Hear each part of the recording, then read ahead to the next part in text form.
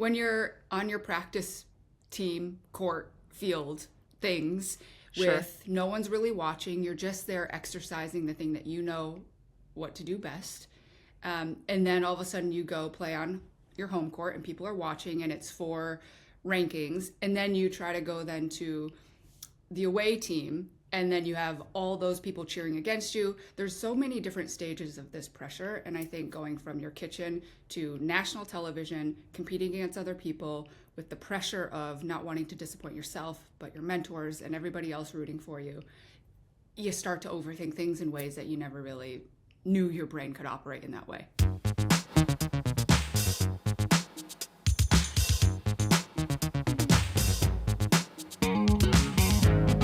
Joining us now, she's the two-time Emmy-nominated host of Top Chef and was the winner as a contestant in season 10. You've also seen her on the most recent season of Traitors and hosting Fast Foodies, 36 Hours, Restaurants at the End of the World, and Iron Chef, Quest for an Iron Legend.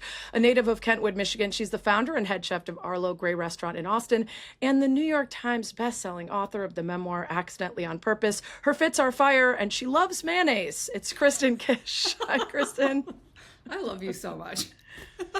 Oh, it's great to see you. Great to see you. The last time we saw each other, we were actually hanging out on stage at Chicago Humanities Week. We were talking about your great book, which everyone should go out and get. And since then, you have filmed a whole season of Traitors and filmed a whole season of Top Chef. So much to get into. Mm-hmm. But first, how do I creatively excuse bringing my foodie friend onto a sports show?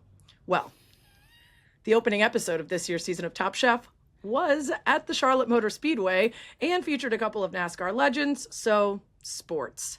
And you're wearing a Detroit Tigers hat, so we're good. We're good. I'm wearing the Detroit Tigers hat. I recently threw out the first pitch at a game, so I recently actually held a ball from sports. And in true fashion, I am wearing, where you cannot see right now, sweatpants, sports, and athletic socks, sports, and some slippers, which I feel like sports people wear on their off time. Right. And you're gay, so sports. Sports, gay, lesbian, tall, sweatpants, and clothes all the that things. Are 2 sizes too big for me. Perfect. You're a natural. You fit right in. I want to ask you about that first episode because you actually got in one of those cars and like took a ride. Did you feel the need for speed? Did you want to do it again? Or were you like, that's enough of that? So I would have done it again, and they gave us the option to keep going because they had to catch some more stuff, B-roll for the camera. But it was about 105 degrees. So inside the car, it was, 20 degrees hotter than that.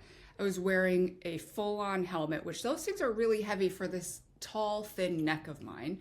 And I was in full glam, heels, and clothes that were too tight for me. Not too tight for me, I will say. My stylist will not be happy with me. Clothes that fit me properly. So full glam, I wasn't going to do it again. But had I been in this outfit or something slightly more gay, I absolutely would have. Yeah, I mean, you climbed out of the car in a full like crop top with like fancy pants on, like seamlessly. You made it look easy. So we never would have known you were heating up in there. It felt like a fitting start to another season of Top Chef because the competition really is like a sport in a lot of ways, like physically and mentally challenging for the people who do it. Mm-hmm. Sometimes it requires individual glory. Sometimes you got to work with a team. You've even got a contestant this season who occasionally has to sit out on injured reserve. So that is very sportsy. When you're looking at people who come out of their kitchen and into the Top Chef kitchen, like what about making cooking a sport seems to trip them up the most? I think the pressure, it's a different kind of pressure. When you're inside your kitchen, it's like, I'm going to try to do some sports things here, analogies.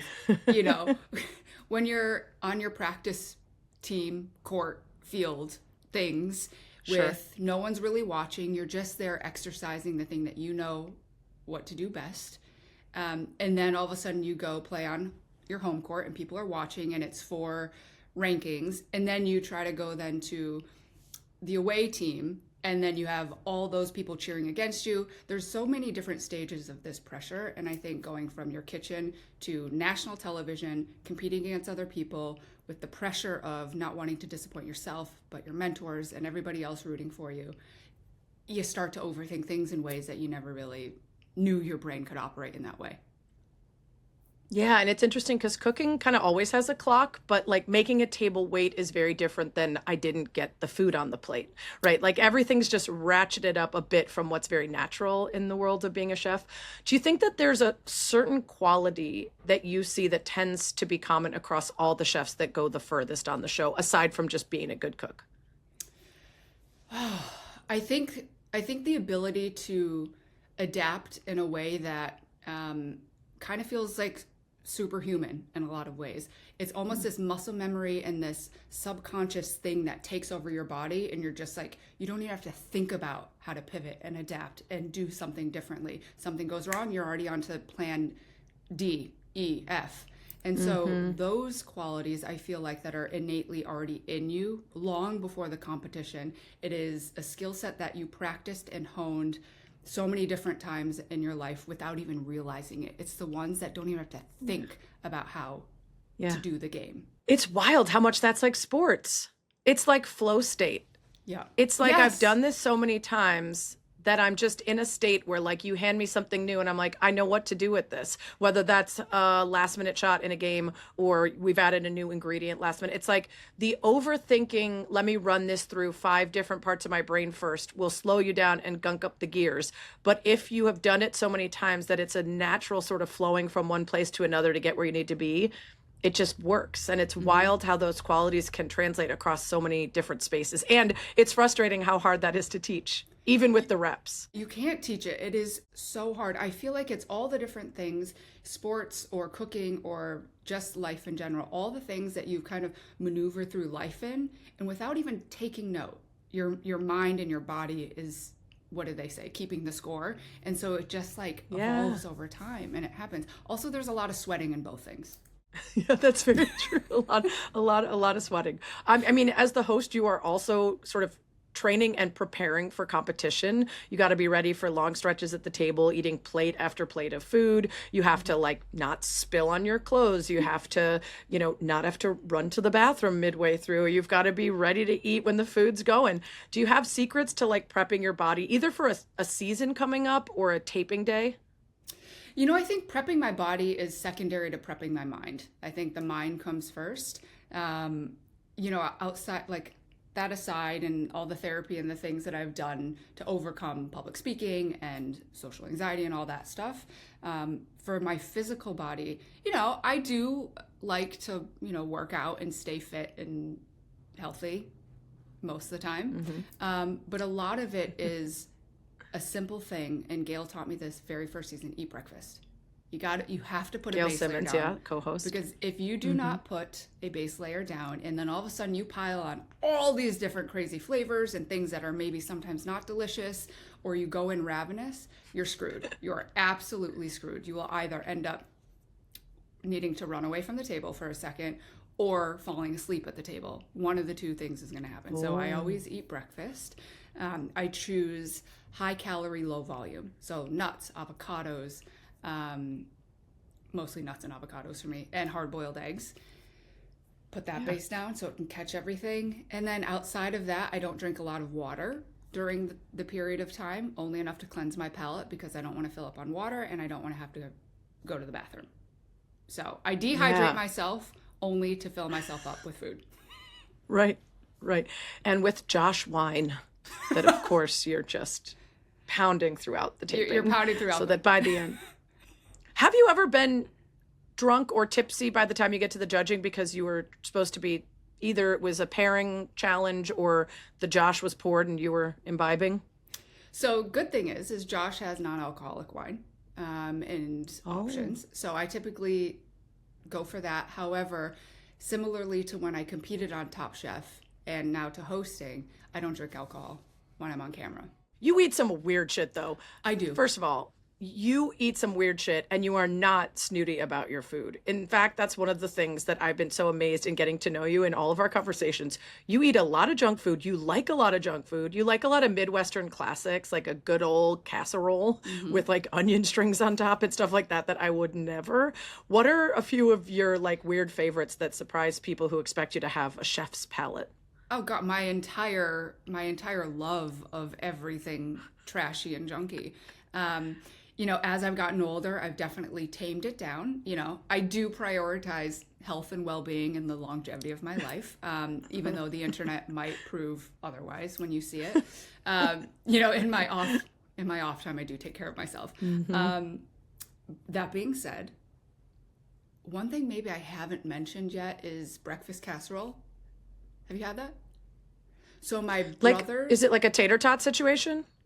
No, sort of yes and no. So basically what you do is you take a package of crescent rolls, like the biscuit mix, and you put it raw on a casserole dish. Then you put shredded potatoes, some seasoning, and then you pour eggs over the top.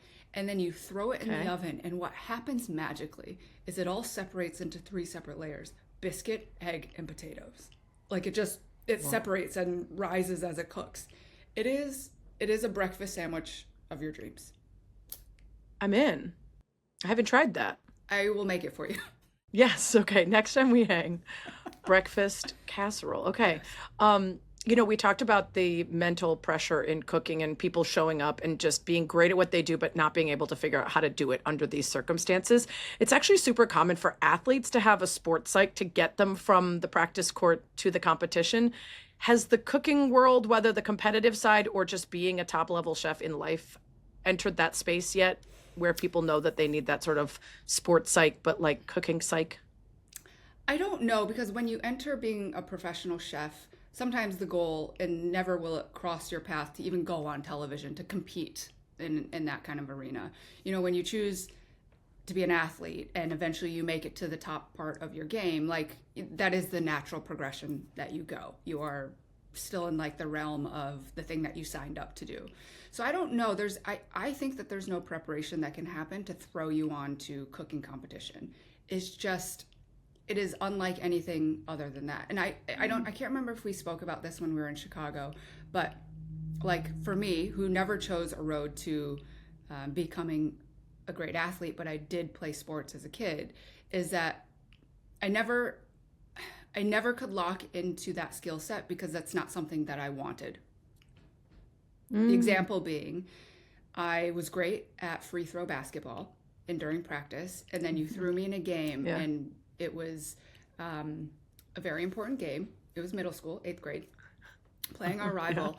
And long story short, it gets down to the last 10 seconds of the game. We're tied. I get fouled. I go to the line. And where in practice, bam, bam, just sinking every free throw, I got to the line and I airballed both. Ooh. That just wasn't, it's not a skill set in me to come alive during that real pressure point. In cooking, I feel, I come alive in that kind of arena. Yeah. So it's just different. Also, maybe the wrong sport. Because I know you as a kid, when you got interested in cooking, you used a tennis racket and some leaves in the backyard to practice flipping food like a frying pan. So maybe you were just playing the wrong sport. Maybe tennis would have been the one for you. Maybe at 42, I need to go back into the sports world and find my sport. Yeah. Also, 42 is an age where a lot of women start taking up tennis with the gals. So what about pickleball? You could do that for sure. With your long limbs, you would be a killer. You'd be a killer on the court. Speaking of sort of the sports connection, you won Top Chef. You were the champion. You stepped up in the moment as a chef when the pressure was on. Season 10, which was back in 2013. Athletes have a pregame ritual or routine that helps them get in the zone to do what they're going to do, whether that's mental or physical. When you did that run all the way to champion of Top Chef, did you have a pre-show routine that got you ready for the game as a chef to step up in the pressure moment? I did. And on Top Chef, back in those days, the cameras would wake you up because you're all living in the same house. And I was like, no camera is going to wake me up because I need at least an hour and a half so I can do what I need to do, smoke a pack of cigarettes, get ready to go. And so Kristen, I quit. Did you quit that yet? I've quit. Okay. Yeah. It's been 7 years. It's been 7 years. Good job. Thank you. So I would wake up. I would set my little alarm clock that I brought on a little watch because you couldn't bring anything other than that. And I would wake up and I would sit oftentimes in the dark because it was so early. And I would sit out on the balcony in the shared condo in Seattle. I would rip a couple cigarettes, have some coffee, put some bottom eyeliner on, and I was ready to go. I love that. You're like, no one's catching me, No puffy-eyed, still in bed. No I'm going to way. be out here 4 cigarettes deep, ready for my day. Um, so for this season in the Carolinas, if I ask you without any spoilers, like, what's the best thing you ate this season? What's the first thing that pops into your head? Ooh, there was two challenges. One challenge already happened. It was second episode, the chili pepper challenge. We had two 7-course Yeah. menus that got progressively hotter. I was dreading that, like you wouldn't believe, but it ended up being absolutely delicious. And then I will say the episode, I don't know when this is going to come out, but the barbecue episode, I just hit Ooh, after hit. Like it was just outstanding. And Carolina it was Gold. an incredible challenge.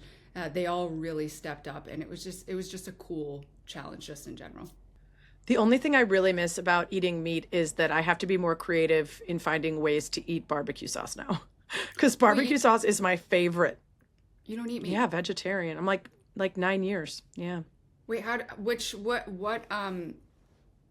are you getting your protein? Like, what's your protein of choice? I still have eggs, cottage cheese, regular cheese, Greek yogurt, beans, Okay, yeah, that makes sense. I feel like the dairy, tofu. I have to cool it on my dairy consumption. Yeah, that's the problem is most of the protein is dairy. So you got to Yes. like, and then beans aren't always my friend either. So yeah, You're just walking you around got to pick, rocket fuel, yeah, yeah. but you Shouts got your to my proteins husband. up. Um, you mentioned the hot pepper challenge. This was so funny because the peppers were from an actual place called Pucker Butt Farms. Their slogan is like, if you don't get a pucker butt, it's not ours, or something crazy like that. Did you need a few days of recovery after that one? Like 2 full meals of straight up spice? Honestly, the chefs did such an incredible job at taming and managing the spice that it was no different than, if I went out for like hot pot and had too many chili peppers. Yeah. Like it was no different than that. So one of the tips that was being thrown around during production was the night before the challenge, everyone was like, put toilet paper in your freezer. And I was like, that's ridiculous. You guys are ridiculous. I eat What? far spicier things in life than these peppers that these chefs are going to cook with. So I didn't put it in the freezer, and I ended up not needing it. So I was okay. Toilet paper in the freezer, like literally because just your butthole's on fire? Yes. Yeah. I don't know. But also on the table, and we didn't really call it out, but on the table there are different foods that apparently or allegedly calm the spice on your palate. One being beef jerky, Okay. two being dark chocolate, another one being Okay. sour candy, and fresh limes. Oh. And so we had those on the Yeah, 'cause table to have. I feel like it'd be hard for the later people if you blew out your palate, you wouldn't maybe give them as good of a score, even if they might have had a better plate of Right. food.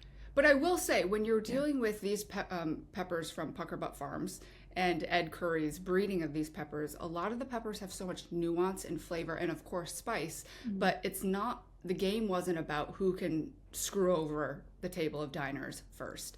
The goal was Right. professional Yeah. chefs knowing how to tame and work with flavor profiles that happen to have heat. And make it good. Yeah, yeah. The thing that screwed you over was actually just the greenhouse that you taped in, not the Oh. peppers. My God. I think TV can like tame sweat somehow. It was unbearable. Yeah, y'all didn't look bad. Think Houston, Texas, August, and then go inside a windowless box with no air. That's what it felt No. like. And then eat a bunch of peppers. And Have you ever had a terrible reaction to like a challenge or a plate of food on the show? Maybe even something you didn't know your body wouldn't like, and then later you're like, okay, well, that good to know. yes, my very first season filming in Wisconsin, quick fire early on in the season, it was cherries. And so I've Oh, my whole life been allergic to raw stone fruits. My lips swell up, it messes with my stomach. So cherries, plums, peaches, etc. When they're cooked, I'm totally bummer. fine. And so the night before the challenge, I tried like 2 or 3 raw cherries. And I was like, oh, maybe I'm cured.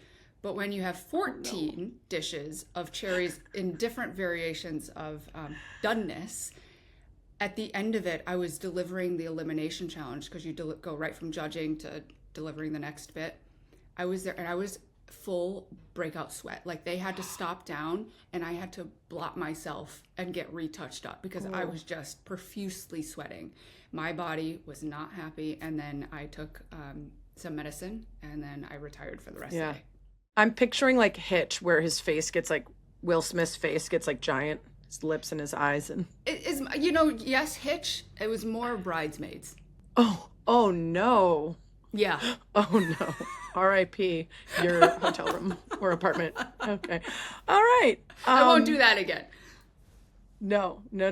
I wanted to ask about, like, this is the 23rd season of the show, which is crazy. And I feel like it manages to present new challenges and keep things interesting and come up with really fascinating ways to teach us about cultures and food and places without doing the very frustrating reality trick, which is like artificially upping the drama every year and then eventually just jumping the shark because people don't really want to watch people fight. They want to watch them cook food, right? So contestants don't have to like make their whole meal blindfolded. They don't have to arm wrestle for ingredients. Like, there's a couple little things, but they're fun. It really keeps the cooking at the center. Have you ever heard if there's any debate at the top about adding those gimmicky elements, or has anyone had to push back on the idea that you need to add those to keep people watching? I think the only people that sometimes will hear it from are the fans who have gotten accustomed to that kind of television, especially on Bravo. On Bravo, it is high drama. There's fights, there's relationships that are just blowing up. Like it makes you feel something, as opposed to when you watch Top Chef, you're watching and you feel things, but you're actually watching professional people do their job. And so there's never really been, especially since moving away from those early seasons of high drama on Top Chef, there's never ever really been a conversation of being like, we should go back to that. We just need the audience to understand that that's not that kind of show, and it's not going to happen, because if that it's more enjoyable to watch y'all root for each other too than early on when they try to get you to talk shit about each other in confessionals. Well, and also the thing is if you think, if we went back to that kind of manufactured high personal drama, you wouldn't get chefs at a very, very high level of cooking because they care too much about their career. So if we're going to do Top Chef, you want the best chefs. You don't want the best drama makers. And so those two things, they don't work together. Also, I feel like there is natural drama that's going to happen. Like, not everyone is going to get along. Not everyone is going to make it to the plate. There's things that are going to happen that will give you that drama, like, in the cooking world, without being nasty. Yeah, we got plenty of that. We've got, I mentioned Jennifer having to cook through a shoulder injury. Nana, who had a panic attack in the premiere episode. Man, you so calmly and confidently tended to her. It was such a beautiful moment. Why do you think that came so naturally to you to just immediately be like, oh, I'm going over there? First off, I have to say I'm incredibly grateful that I had that vantage point of her, because if all that happened behind the kitchen, like, we can't react to anything we don't see. We are, and I've said it till I'm blue in the face a million times over, we are reality television. And so if we never saw that, nothing would have ever come of it. When she was coming out, the way my seat was positioned, I was the only person to see her coming out of that kitchen. And so I didn't know what happened in the kitchen, her starting this, the beginning stages of a panic attack. But by the time I saw her, there was one of two things that was going to happen. She was either going to drop her plates or she was going to pass out because she was not breathing properly. And I was like, in 5 seconds sitting there, I was like, I'm not going to let either one of those things happen. I don't give a shit. Like, my goal right now is to make sure she gets in front of us to tell us what she made. That's it. And I don't know, without thinking, like, we talk about the chefs pivoting and you just naturally react to the things around you. You just saw someone in distress, and once I saw it, I couldn't ignore it. And so for, 5 or 6 minutes, I was doing breathing exercises with her because she wasn't breathing properly. Yeah. And so I'm so proud of her for getting to the head of that table, presenting her dish, and she made it through. Yeah, it was a much better outcome for her, even though she struggled later in later episodes. Like she still was able to leave and have everyone sort of understand her struggles, as opposed to the way also it was edited certainly was gave her grace. And you could have instead edited that to make it as salacious and outrageous as possible and have her leaving ashamed. And I think she probably still felt disappointment in how her time on the show went, but it was handled in a really professional way, which I liked. You know, I wonder if the sort of high stakes, I mean, even when it's on a competition show, let's say you're in a top level kitchen and you're trying to get a Michelin star, the difference might be like how the plate is cleaned off or how you cut a carrot. And I wonder if that pressure is what contributes to so many stories of chefs that are toxic. Like we're just seeing right now, Noma chef Rene Redzepi's legacy falling apart over, you know, physical and emotional abuse. And there have been countless stories like that. Is there a quality or even maybe like a potential for toxicity in the same people who are also built to be great in the kitchen? Like, is there something that goes hand in? Is it hard to be the very best at the highest level and be completely normal and regulated? You know, I think because for some athletes, that's the case. Right? Like Michael Jordan is possible. out of his mind, and that's why he's great. But can I ask you a question? Is Michael Jordan like true, like you can be high pressure and hold people accountable, but you don't have to be a shitty human. Like Michael Jordan was high pressure and high intensity, right? But not. And at times a shitty human. Punched his own teammate, has gambling issues, can't get the high without winning and competing. And I'm a huge Michael Jordan fan. But there's enough content out there that like, I wouldn't say always shitty. He's done a lot of good things, but like is not capable of just being alive without. He used to literally gamble over whose bags would come out on the baggage claim carousel first. Like everything had to be gamified. So that high of winning, which I wonder if that quality very clearly contributed to why he wanted it more than everyone else and did what he needed to do. I think fear breeds a lot of different things. Fear can make you like it can make you like step outside of your own being because you're so scared of not being great once you've reached a certain level that you will do anything to keep it. I will say that the problem in the kitchens is that the example of male ego bad behavior was promoted and glorified for far too long. And so once it's just like coaching.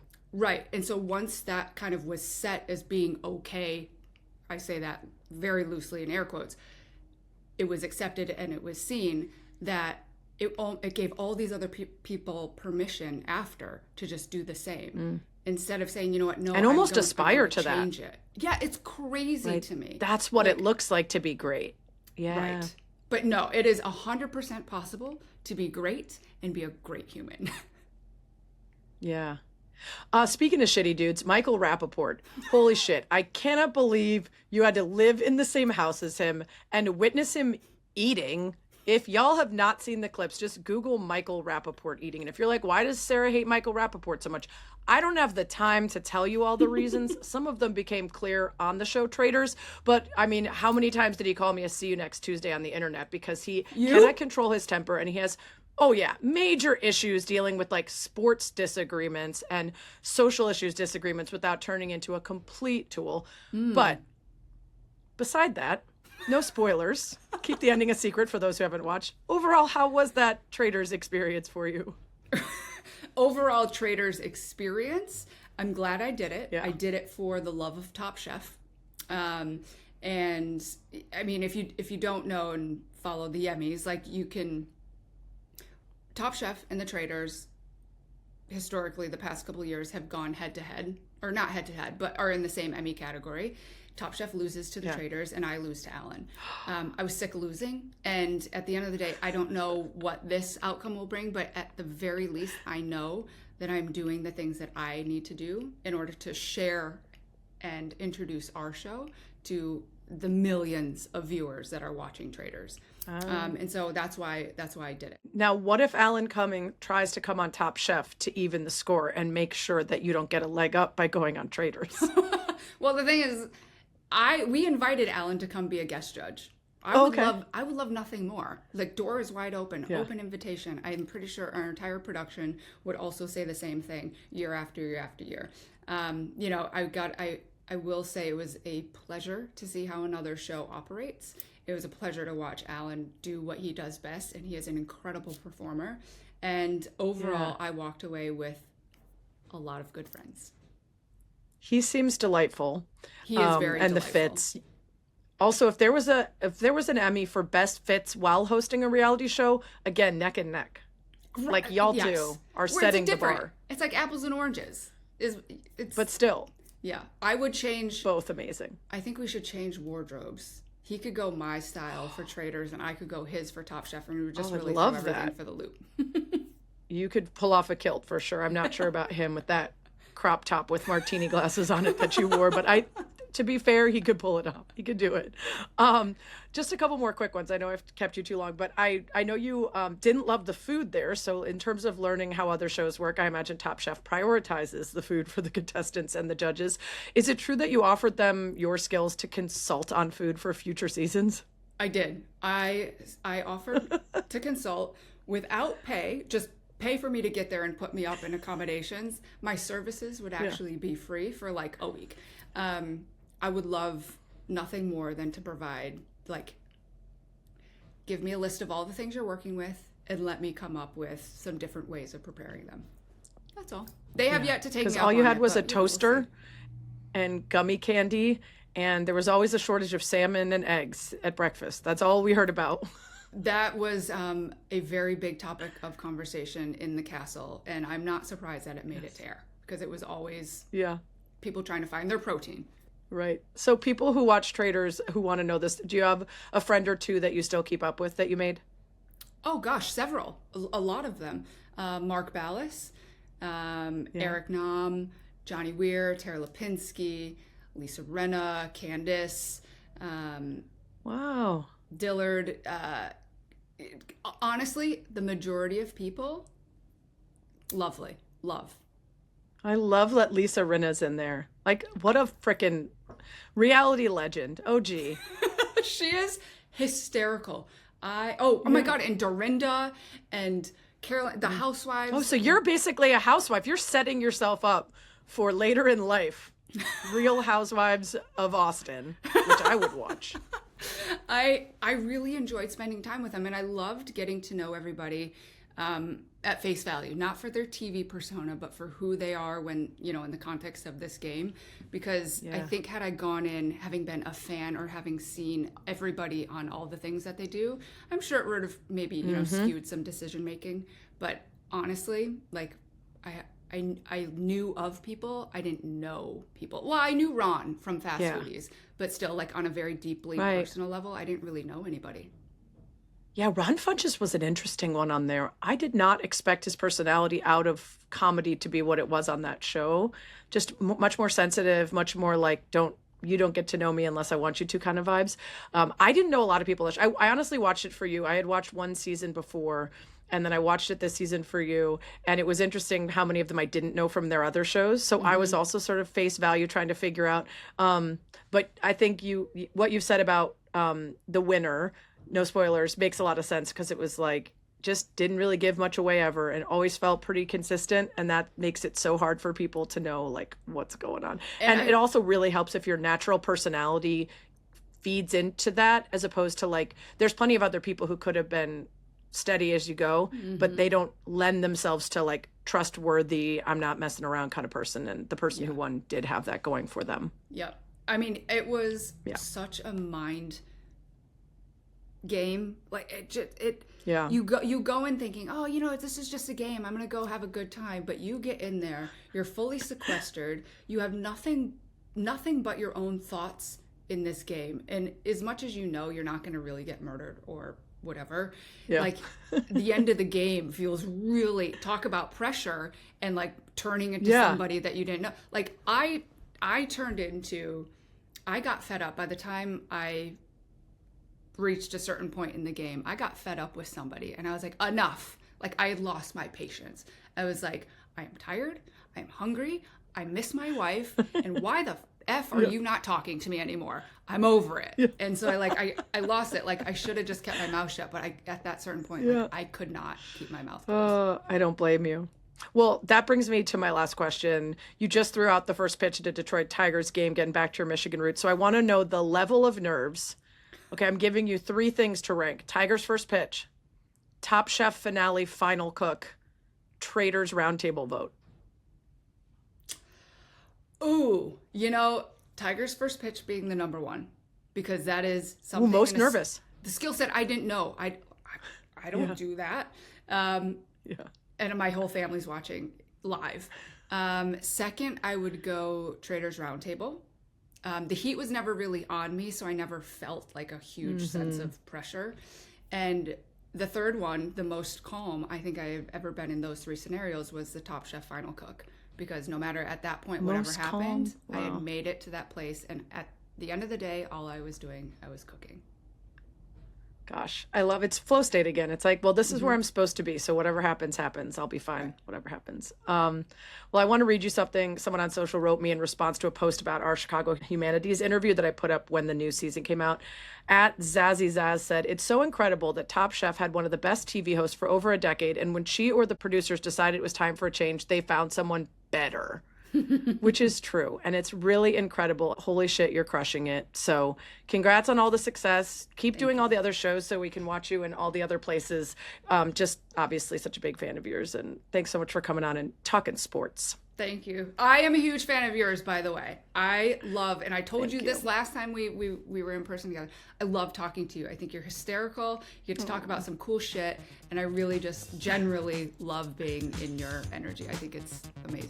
Big fan. Oh, I love it. All right. Well, breakfast casseroles for everyone next time.